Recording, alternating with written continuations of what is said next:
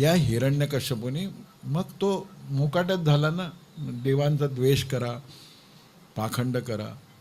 त्याची बायको होती कयाधू. त्या कयाधूच्या पोटी जन्माला आलेल्या मुलाचं नाव आहे प्रल्हाद. आता जेव्हा राजा हिरण्यकश्यपू तपश्चर्येला गेला होता तेव्हा कयाधूला दिवस गेले होते. आणि हा हिरण्यकश्यपू तपश्चर्या करतो आहे आणि स्वर्गावरती आक्रमण करणार हे इंद्राला कळाल्यावर इंद्राने राजा नसताना राजधानीवर हल्ला केला आणि सगळा राजप्रसाद लुटला. आणि त्यात त्याला ही बायकोही दिसली कयाधू. तिलाही घेऊन जायचं, काही ठेवायचं नाही इथं खूण. म्हणून कयाधूला इंद्र दरदरा ओढत नेत असताना नारद आले आणि ते म्हणाले की इंद्र असं करू नको. तो म्हणाला की जिचा नवरा नारायणाचा द्वेष करतो आहे तिला इथं ठेवणं मला बरोबर वाटत नाही. मी त्याचा इतका अपमान करेन की त्याच्या बायकोचं अपहरण करेन. नारद म्हणाले की तू कर, तुला जे करायचं आहे. फक्त मी तुला सांगतो की हिच्या पोटी जो गर्भ आहे तो एका श्रेष्ठ हरिभक्ताचा गर्भ आहे. त्यामुळं तू हिला पळवून नेशील, अपहरण करशील, हिचं काही नुकसान करशील तर तुला काय फळ भोगावं लागेल लक्षात घे. कारण का भगवंत स्वतःपेक्षा आपल्या भक्तांना जास्त राखतो. इंद्र सोडून देतो. पण आता सगळं लुटलं गेलं. नारद म्हणतात की कयाधू तू माझ्याबरोबर आश्रमात चल. आणि आश्रमात गेल्यानंतर ही गरोदर असलेली कयाधू नारदांची सेवा मनोभावे करते आणि नारद तिला रोज भगवत चरित्र सांगतात. त्यामुळं प्रल्हाद गर्भात असताना त्याने संपूर्ण भागवत ऐकलंय. त्यामुळं काय करावं असं वाटतं, नॅचरलचं आईस्क्रीम खावं वाटतं. तर हा कुल्फीवाला होणार, तुझ्या पोटी जन्माला येणार. याला मराठीतला शब्द आहे भिकेचे डोहाळे.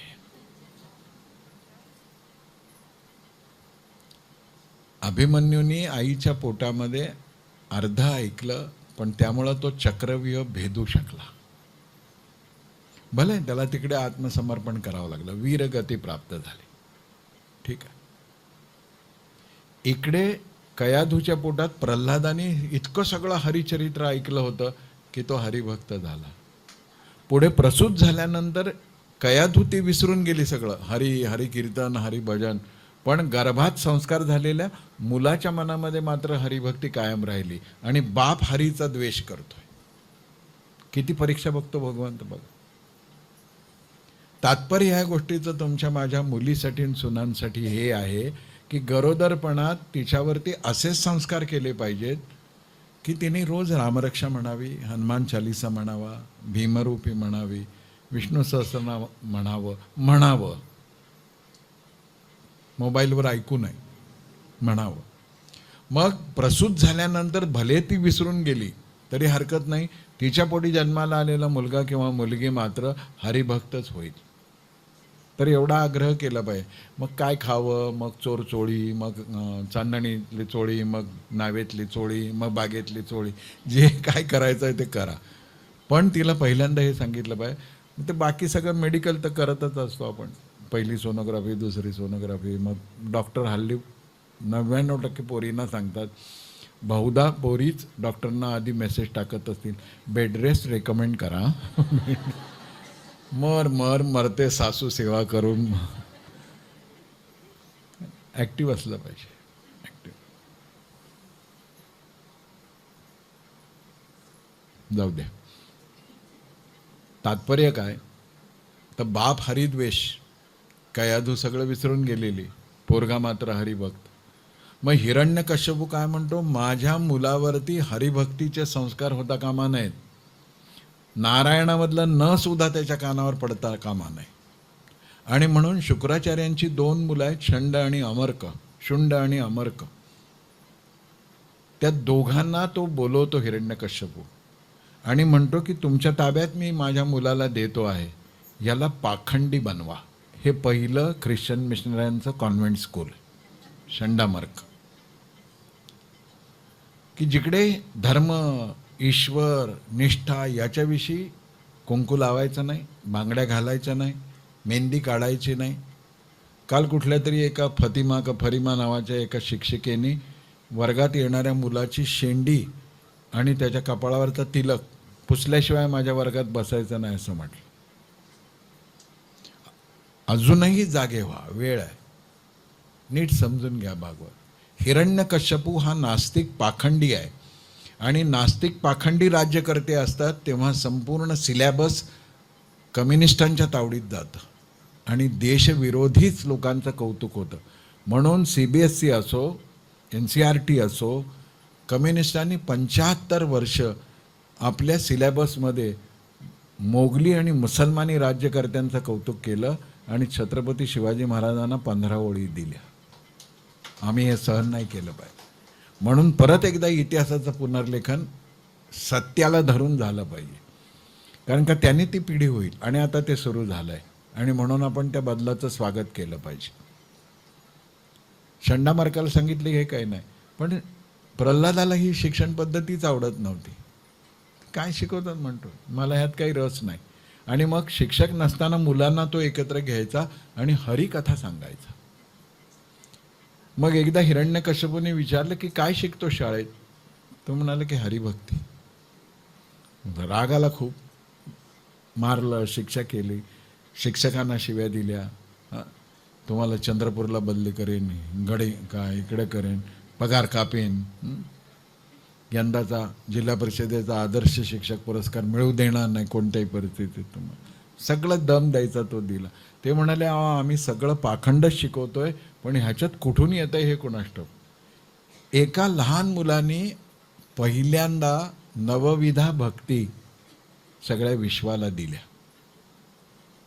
मित्रांना सांगता सांगता त्यांनी सांगितलं, वडिलांना सांगताना सांगितलं, आईशी बोलताना सांगितलं की हरीची भक्ती 9 प्रकारांनी करता येते. श्रवणम, कीर्तनम, विष्णू स्मरणम, पादसेवनम, अर्चनम, वंदनम, दास्यम, सख्यम, आत्मनिवेदनम. श्रवण करावं, कीर्तन करावं, स्मरण करावं, अर्चन करावं, पूजा करावी, पादसेवन करावं म्हणजे सेवा करावी, दास्यत्व करावं, सख्यत्व करावं आणि आत्मनिवेदन करावं. निवेदन याचा अर्थ माननीय मुख्यमंत्र्यांना द्यायचं असतं ते वालं निवेदनचा आपल्या रोजच्या भाषेतला शब्द आहे नैवेद्य.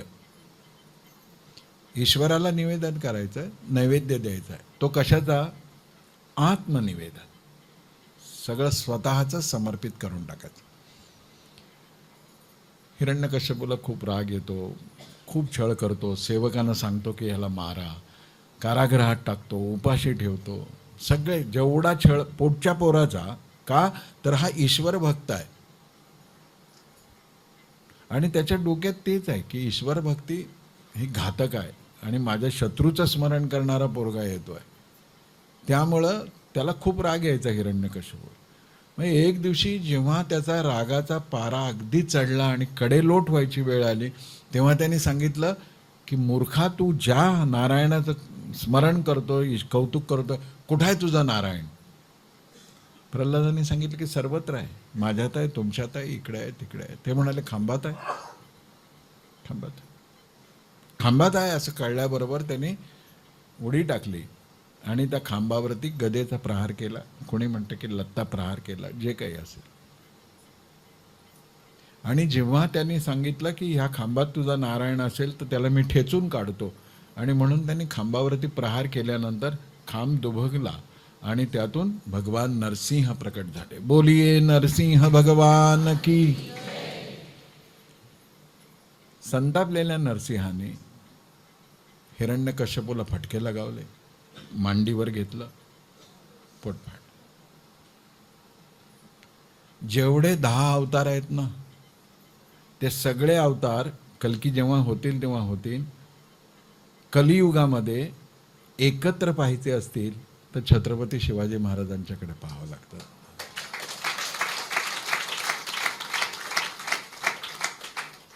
ते रामासारखे मर्यादा पाळणारे आहेत, परस्त्री माते समान मानतात. ते कृष्णासारखे धूर्त आहेत, ते वामनासारखे छोटी खूप उंच धिप्पाड नव्हते, देखणे पण आहेत, सावळे आहेत पण देखणे आहेत.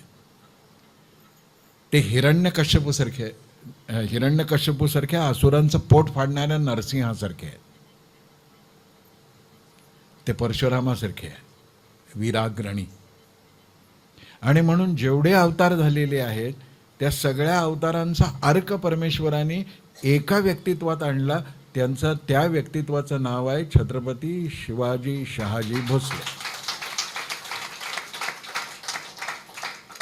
त्यामुळं रोज आपल्या घरातून बाहेर पडणाऱ्या, शाळेत जाणाऱ्या मुलामुलींना शाळेत जात असताना देवाच्या पाया पडायला तर सांगा, पण तुमच्या घरामध्ये उत्तम ठिकाणी दर्शनी भागी महाराजांचं चित्र असलं पाहिजे आणि त्याला नमस्कार करूनच मुलाला बाहेर पाठवा.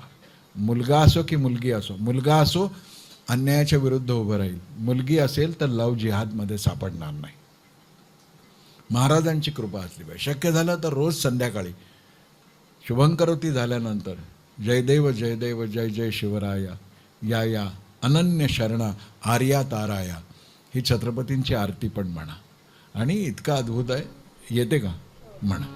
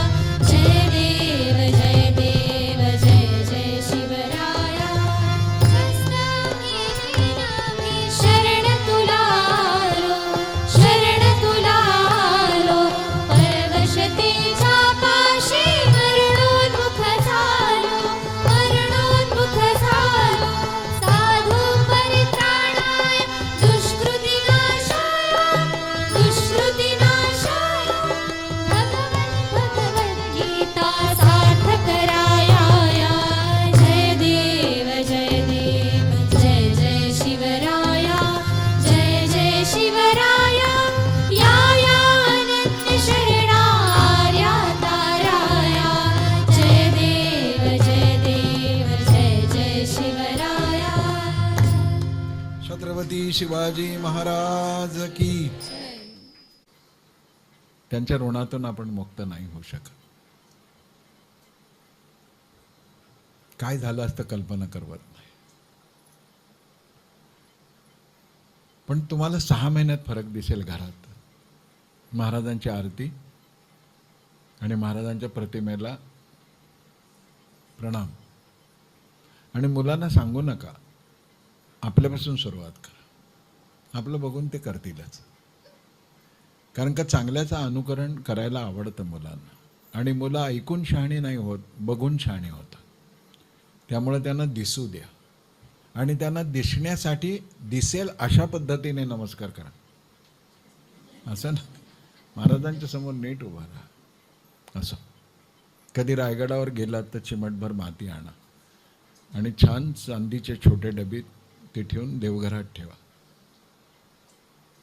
गोकुळात गेल्यावर रमण रेती आणतो की नाही, तसं रायगडावरची माती मस्तकी लावावं आणि मस्तकावर घ्यावं. असं जर काही असेल तर रायगडची माती आणि शिवचरित्रच आहे, दुसरं काही नाही. कलियुगात तेच आपल्याला मार्ग दाखवणार आहे. असं छोट्या छोट्या उपाख्यानातून जे काही आपल्यापर्यंत पोचतंय ना, त्यातलं रहस्य न विसरता कथांचा आनंद घ्या. गजेंद्र मोक्षाची कथा तर आपल्या सगळ्यांना माहिती आहे. त्यातही बघा संदेश असाच आहे की एक हत्ती आपल्या हत्तीणींबरोबर, आणि हत्तीचं एक वैशिष्ट्य सांगतात, त्याला स्पर्शाशक्ती खूप आहे. म्हणजे हत्ती आणि हत्तीण ह्या दोघांचं प्रेम व्यक्त करण्याचा एकच मार्ग आहे की ते अंग एकमेकाला घासत राहतात. स्पर्शाशक्ती आहे. दत्तात्रयांच्या गुरुमध्ये ते येतं. आपण शेवटच्या दिवशी ते पाहणारच आहोत. तर हत्ती आपल्या हत्तीणींबरोबर आणि मुलांबरोबर जलक्रीडा करतो आहे. तर जलक्रीडा म्हणजे प्रपंच आहे. हत्ती हत्तीणीचा संघ म्हणजे प्रपंच आहे, आणि मुलाबाळांबरोबर ते करणं म्हणजे प्रपंचासक्ती आहे. पण जेव्हा तो असा रममाण झालाय, आनंद घेतोय, त्याच वेळेला एक मगर हत्तीचा पाय पकडते.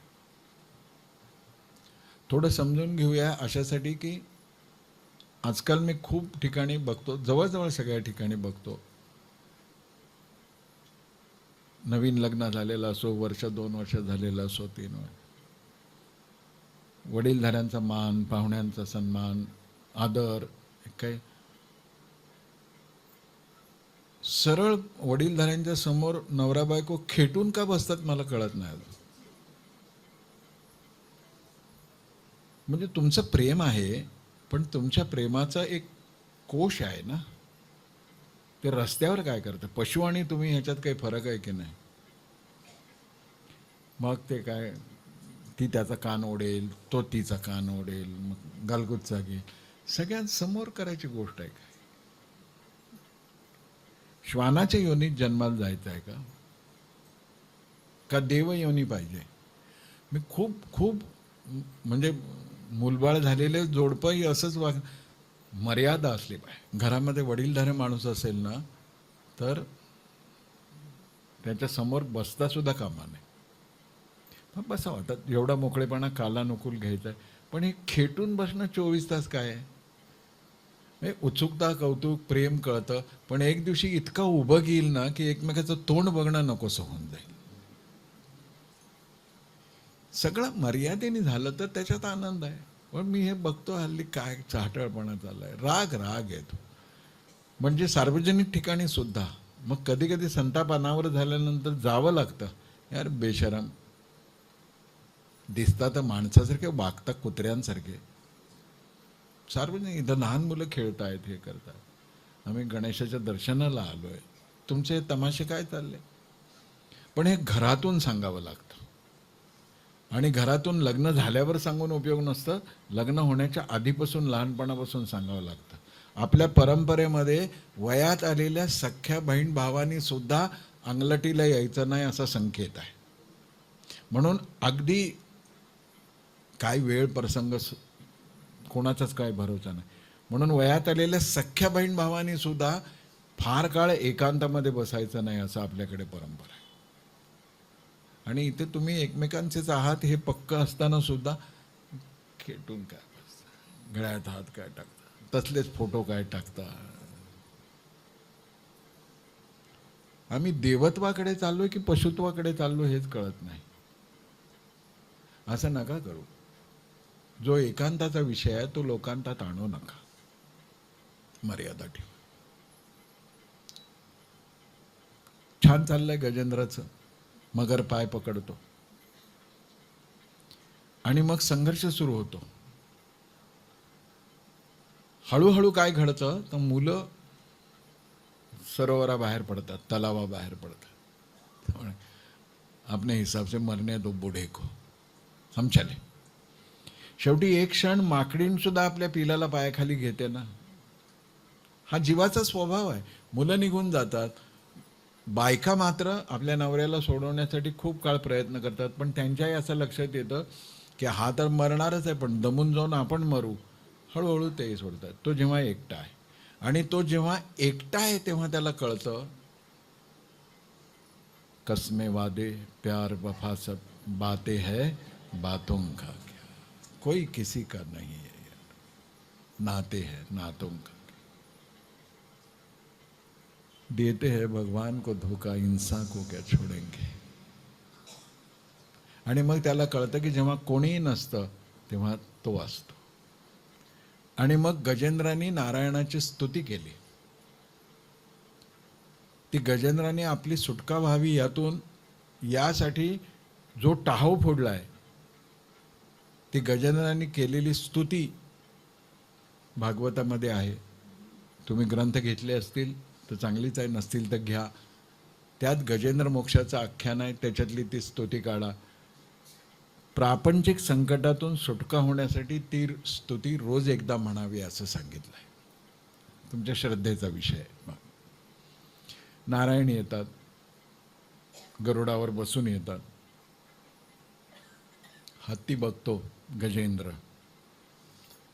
त्या सरोवरातलं एक कमळाचं फूल तोडतो, नारायणांच्या चरणावर ठेवतो.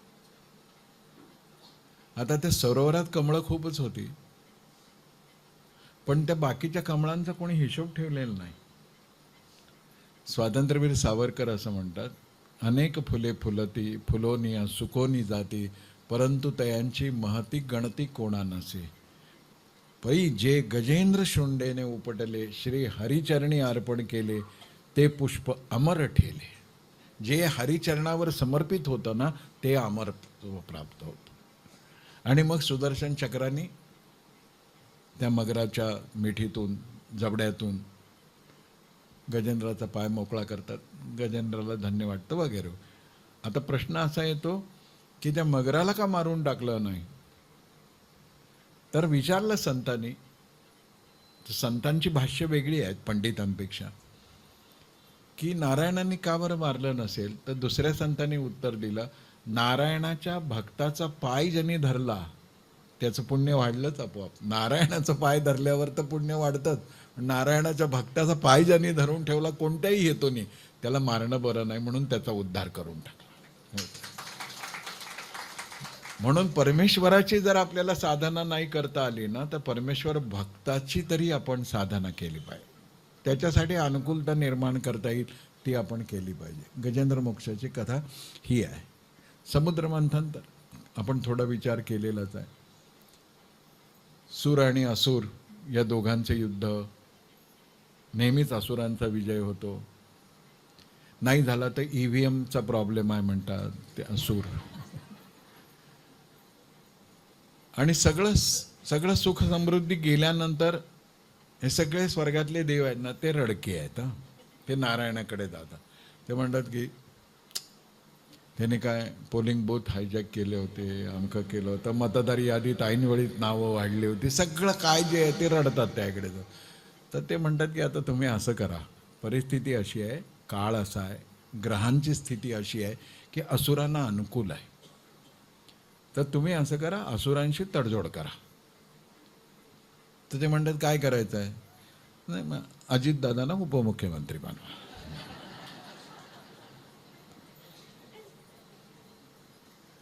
अजून अडचण वाटली तर भुजबळा नाही घ्या. पण हा काळ असा आहे की असुरांशी मैत्री केल्याशिवाय तुमचं निभावणार नाही. करा. म्हणजे मग काय करायचं? त्यामुळे समुद्र मंथन करा, त्यातून अमृताची प्राप्ती होईल. आणि अमृताची प्राप्ती झाल्यावर अमृत तुमच्याकडे आलं की तुम्ही अमर व्हाल, पुन्हा स्वर्गाचं राज्य तुम्हाला मिळेल. मग हे जातात. आपण थोडं बसूया. असुर म्हणतात बसूया, कोणते मतदारसंघ अनुकूल आहे, तो जागा वाटप कसं करायचं वगैरे सगळं जे असतं ते त्यावेळची भाषा वेगळी आहे, वृत्ती सगळी हीच आहे. मग ते म्हणतात समुद्र मंथन करायचं. आता समुद्र मंथन करणं सोपं गोष्ट आहे का? मग मंदाराचलाचं, पर्वताची रवी केली जाते, वासुकीची दोरी केली जाते, आणि एका बाजूला असुर, दुसऱ्या बाजूला सूर. समुद्र मंथन सुरू होतं, पण रवी खाली खाली खाली जायला लागते. आता ती रवी थोडी ती तिला खाली आधार पाहिजे, तर तो कुठून द्यायचा? म्हणून मग भगवंतानी कासवाचा अवतार घेतला, आणि हा कच्छावतार म्हणून दशावतारामध्ये येतोय. कासव झाले. त्या कासवाच्या पाठीवर मंदाराचल आहे. मंथन सुरू झालं. समुद्र मंथनातलं रहस्य असं आहे की कोणत्याही पातळीवरती मंथन जेव्हा सुरू होतं तेव्हा पहिल्यांदा हलाहलच निघतं. घरामधलं मंथन असो, संघटनेतलं मंथन असो, जेव्हा घुसळण सुरू होते तेव्हा पहिल्यांदा विषच बाहेर येतं. मळलेला कपडा सर्फच्या पाण्यामध्ये जेव्हा आपण घालतो तेव्हा बुडबुडे जे येतात ना ते मलिनच येतात, तो मळच वर येतो. कुठलंही मंथन सुरू झालं की पहिल्यांदा विष येतं आणि ते इतकं हलाहल भयंकर होतं की त्याचा एक एक थेंब पडला तर मैलोगंटी भूभाग नष्ट होत होता. राक्षस म्हणाले आम्हाला नको हलाहल. देव म्हणाले की आम्ही कोणाला हौस आहे की ह्या हलाहल घ्यायची, याला आमची अवकात नाही, आमचे सामर्थ्य नाही. हे हलाहल तर निघायला लागले, आता घेणार कोण? परत शरण म्हणे हे हलाहल फक्त देवादिदेव महादेव घेऊ शकतात. सगळेजण जातात, ते म्हणतात की भगवान शिवजी हे हलाहल सगळ्या सृष्टीचा विनाश करेल, असुर घ्यायला तयार नाही, आम्हाला नको आहे, तुम्ही ग्रहण करा. माता पार्वती ऐकतात, ते म्हणतात वारे वा, तुम्हाला स्वर्गाचं राज्य पाहिजे, हां, तुम्हाला हौसमौस करायची आहे आणि काही कॉम्प्लिकेशन निर्माण झालं की मोहन भागवतांना विचारायला जातो म्हणतं काय, हे बरोबर नाही. आता तुमचं तुम्ही निस्तारा. पार्वती माता म्हणते, मग शंकर म्हणतात आपली मुलं आहेत ना, त्यांच्यासाठी आपण हे केलं पाहिजे. लक्षात घ्या, ते कोण आहेत? देवाधिदेव आहेत. म्हणजे कोण आहेत? देवांमधले ज्येष्ठ आहेत. म्हणजे कोण आहेत? असुरांचे ज्येष्ठ नागरिक आहेत. याचा अर्थ असा की घर असो, संघटना असो, समाज असो, कुठेही जेव्हा मंथनातून हलाहल निर्माण होतं तेव्हा त्या व्यवस्थेतल्या ज्येष्ठालाच ते घ्यावं लागतं, नाकारता येत नाही. आता हलाहलच आहे. भगवान शंकर असले तरी ते प्राशन केलं तर गडबड होणारच होती. पण भगवान शंकरांनी ते हलाहल प्राशन हातात घेतलं, ते म्हणाले मी घेतोय, तुम्ही जा. भगवंतांनी ते मुखावाटे आत घेतलं पण पोटात जाऊ दिलं नाही. आता ते उलटी करून बाहेर टाकलं तर जगाचं नुकसान होणार. ना निगलने बनताय ना उगलने बनताय. म्हणून त्यांनी काय केलं, ते सगळं हलाहल आपल्या पोटात गेलं तर आपण नाही राहणार. टाकलं तर विश्वाचा विनाश होईल. ज्येष्ठांची जबाबदारी सांगतोय मी. कुटुंबातल्यांचे अनंत अपराध असतील पण ते ना थुंकायचे असतात ना पोटात घेऊन बसायचं असतं. पोटात घेऊ तर आपलंच नुकसान आहे, थुंकू तर कुटुंबाचं नुकसान आहे. म्हणून त्यांनी कंठात ठेवलं आणि ते हलाहल कंठात घेतल्यामुळं कंठ निळा झाला म्हणून त्यांचं नाव नीलकंठ ठेवलं. अंगाचा दाह तर व्हायला लागला, काय करायचं? मग ते म्हणाले कैलासावर जाऊ, दाह कमी होईल.